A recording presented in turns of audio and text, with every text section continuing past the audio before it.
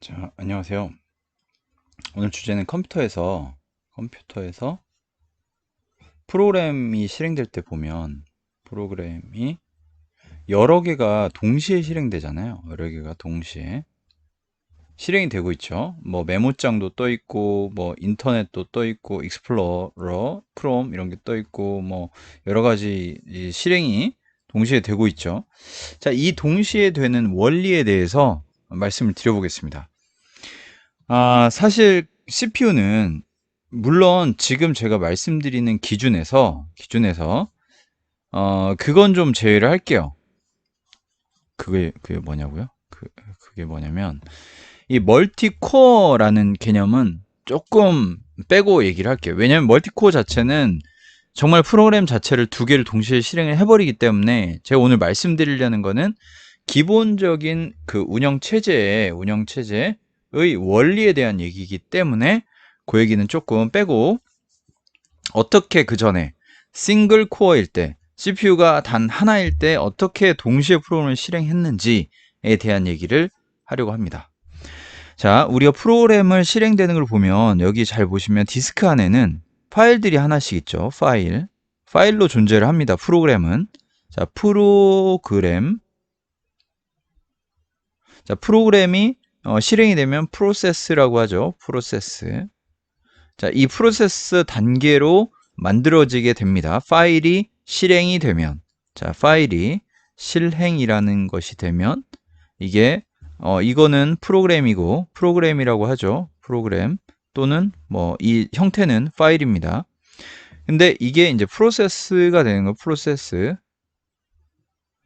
자, 프로세스가 되면서 이제 떠 있는 프로그램이 되죠. 떠 있는 프로그램. 어딘가에 떠 있어요. 그 어떤 그런 관리자 메뉴 들어보면 여기 실행이 되고 있습니다. 자, 그러면 이게 이제 파일 하나일 때 프로그램 1번, 프로그램 2번도 동시에 실행된다고 생각하고 3번쯤이 또 동시에 실행된다고 봤을 때 프로그램이 3개만 있는 게 아니라 엄청 많은 숫자의 프로그램이 떠 있어요, 사실은. 자, 그러면 이 3개를 어떻게 동시에 처리하고 있느냐? CPU는 하나이고 CPU는 사실 어떤 형태냐면 이런 식의 accumulator라고 해가지고 단순한 연산을 하고 있는 거예요. 그러니까 CPU는 사실상 더하기만 하고 있어요. 물론 빼기도 하고 곱하기도 하고 나누기도 하겠지만 그 원리는 결국 덧셈을 응용한 원리이기 때문에 아주 심플하게 생각하면 어, 명령어를 하나씩 처리하고 있다라고 생각하시는 게 CPU입니다. CPU는 명령어를 처리하고 있다. 명령어를 처리하고 있습니다. CPU가. 자, 명령어를 처리할 때도 이런 식의 계산을 하게 돼요. 계산. 그래서 CPU라 쓰고 중앙 처리 장치라 부르죠. 중앙 처리 장치. 그 약자가 딱 나오네요. 자, 중앙 처리 장치. 그러면 자, 어떤 식으로 프로그램 여러 개가 동시에 실행되느냐라고 하면은 자, 이게 실행이 됐어요. 이것도 실행이 됐습니다. 이것도 실행이 됐어요. 근데 요즘 프로그램들을 보면 이 프로그램 파일의 용량이 장난 아니게 크죠. 뭐 1기가짜리도 있고 뭐 적게는 100메가짜리도 있고요. 자, 그러면 원래 원칙상 이런 100메가나 1기가를 사실 메모리에 다 올려두면 좋아요. 올려두면 최고죠. 자, 이게 메모리라고 칠게요. 이 메모리 영역을 표현한 거라고 칠게요. 자, 메모리에 딱 떠 있으면 최고 좋아요. 하지만 자, 디스크보다 메모리가 비싸고 여기 사이에 이제 캐시 메모리라고 있어요. 또 캐시 메모리가 있어요. 물론 사이에 있을 수도 있고 요즘 CPU 안에도 있죠. 캐시 메모리가 있어요. 자, 너무 복잡하게 얘기는 안 할게요. 기본 얘기만 할게요. 자, 그 캐시 메모리는 CPU가 굉장히 가까우면서도 굉장히 가장 속도가 빠르고 가장 비싸요. 자, 그러다가 이 메인 메모리라고 해가지고 우리가 흔히 말하는 램, 그러니까 메모리 용량이 얼마예요? 라고 할 때 이 메모리 용량을 대부분 말해요.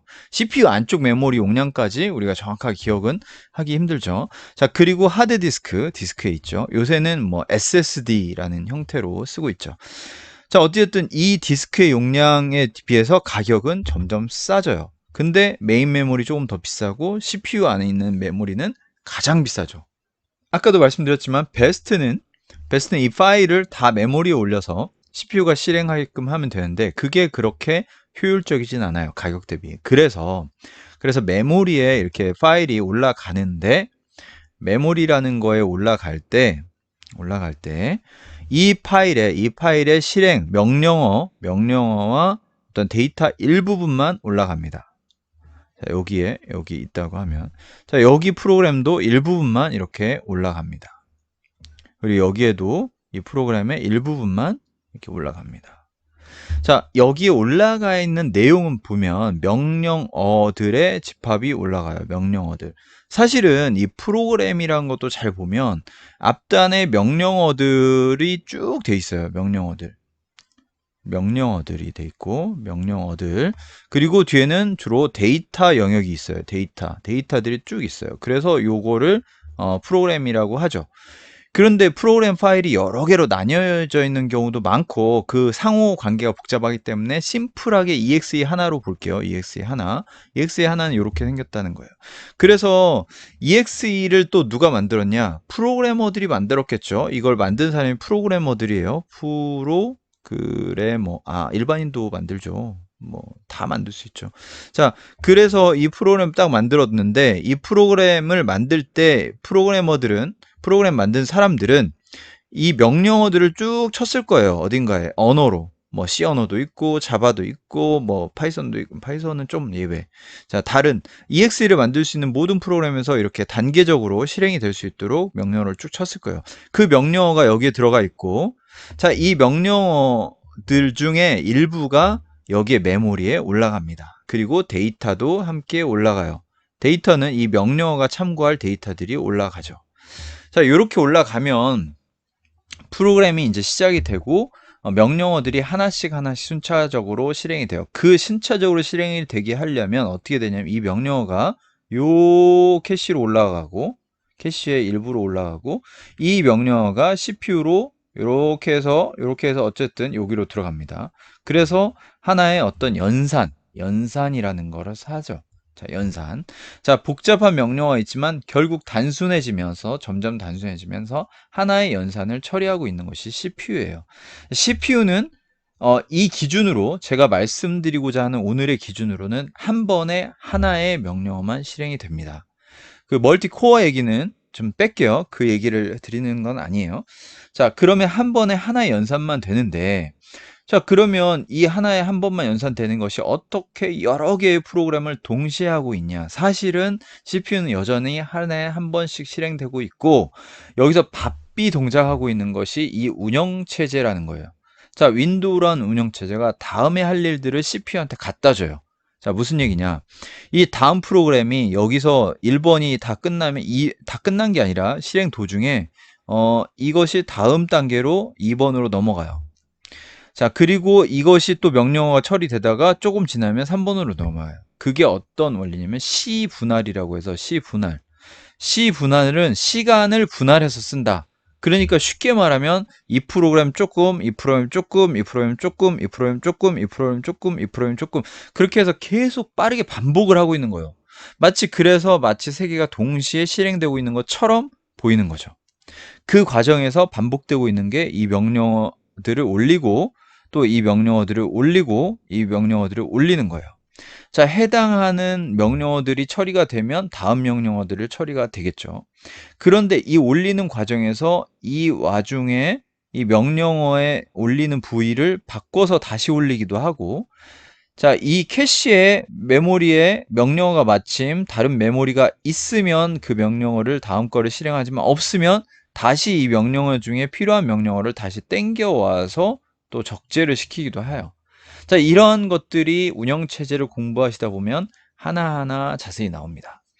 오늘 저는 이 운영체제에서 일어나고 있는 일을 자세히 설명한다기보단 큰 그림에서 이런 식으로 하나씩 순차적으로 막 정신없죠. 사실은 CPU는 엄청나게 정신없이 빠르게 그때 그래서 제가 이전 영상에 2.4 메가헤르츠 뭐 하여튼 헤르츠라고 하면 2.4 메가헤르츠인가요? 그러면 240만 개의 명령어가 1초에 실행된다라고 보면 돼요.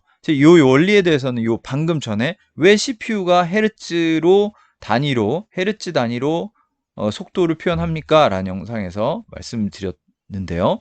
1초에 몇 개가 실행되냐? 그러면 이렇게 많은 240만 개면 어마어마한 숫자잖아요. 그 명령어들이 처리되고 있는 거예요. 1초에. 자, 그렇다는 거는 이 240만 개의 처리에 이런 프로그램들의 일부들이 다 돌아가면서 실행되고 있는 거예요. 그래서 먼저 들어온 애를 먼저 실행한다고 하면은 FIFO 구조라 해서 first in, first out. 뭐 라운드 로빈이다. 그러면 라운드 로빈. 그러면 이렇게 돌아가면서 실행이 된다. 하나씩 명령어들이. 뭐 그런 것들이 있는 거예요. 그래서 이러한 그 개념들이 있는 거고, 여기에서 메모리에서 이 명령어를 참조를 하려고 딱 갔는데 메모리가 있으면 메모리 히트. 메모리에 있다. 그 프로그램 내가 찾고자 하는 CPU가 지금 하려고 하는 일이 명령어가 있다. 그럼 메모리 히트, 없다면 히트율이 낮다. 뭐 이런 식으로 표현을 하는 거죠. 이 사이사이에서 어떤 그 여러 가지 운영 체제가 관장하는 일들이 일어나는 거예요. 그래서 오늘은 이거는 완전히 그냥 일반 분들 또는 처음 하시는 분들 뭐 모두가 다 이해하실 수 있도록 아주 기술적인 내용보다는 어떤 원리적인 얘기를 설명을 드려봤습니다. 이런 식으로 해가지고 프로그램이 여러 개가 마치 동시에 실행되고 있는 것처럼 보입니다. 근데 사실은 동시라기보다는 시분할, 그러니까 하나씩 돌아가면서 실행되고 있다라고 생각을 하시면 될 것 같습니다. 멀티 코어는 좀 다른 개념으로서 여러 개가 진짜로 그냥 동시에 실행되는 거니 조금 달리 생각해 주셔야 될 것 같습니다. 오늘 제가 컴퓨터에서 여러 가지 프로그램이 동시에 실행되는 원리에 대해서 한번 말씀을 드려봤습니다. 또 좋은 내용으로 찾아뵙겠습니다.